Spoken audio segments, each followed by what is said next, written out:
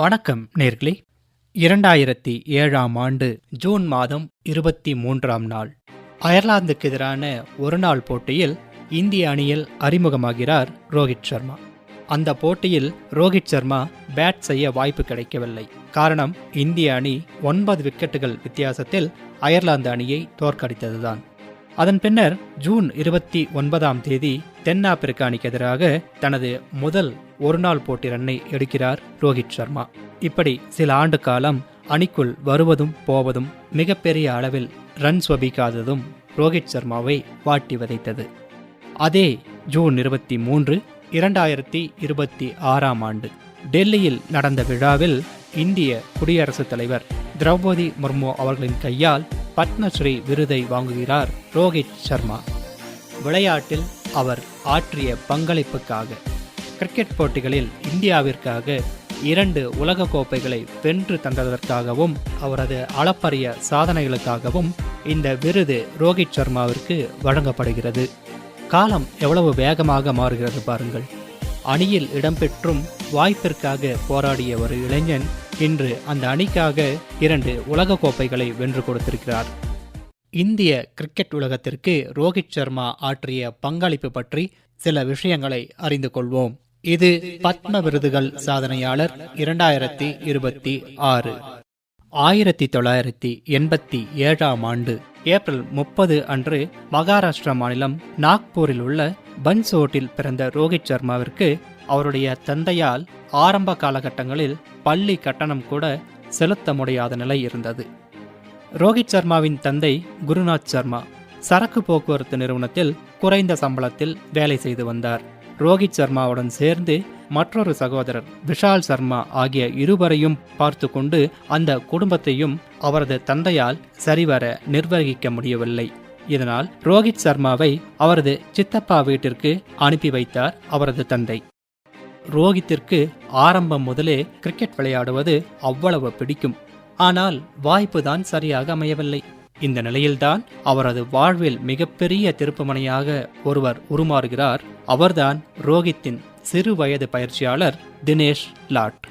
பயிற்சியாளரின் நம்பிக்கை, ரோஹித் சர்மாவின் தீவிர பயிற்சி அவரை இந்திய அணியில் இடம்பெற செய்தது.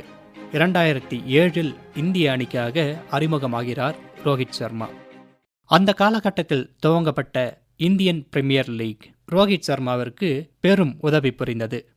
முதல் தொடரில் டெக்கான் சார்ஜர்ஸ் ஹைதராபாத் அணிக்காக விளையாடிய ரோஹித் சர்மா 2009ஆம் ஆண்டு முதல் IPL கோப்பையை வென்றார்.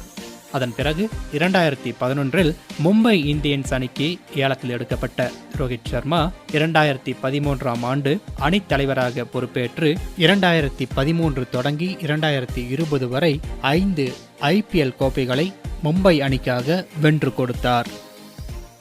இந்திய அணியில் நிலையில்லாமல் மத்திய வரிசை ஆட்டக்காரராக இருந்த ரோஹித் சர்மாவை MS தோனி தொடக்க ஆட்டக்காரராக வாய்ப்பளித்தார். காரணம், ரோஹித்திடமிருந்த ஆட்டத்திறமை. அதன் பின்னர் ரோஹித்தின் வாழ்வில் தொட்டதெல்லாம் பொன்தான்.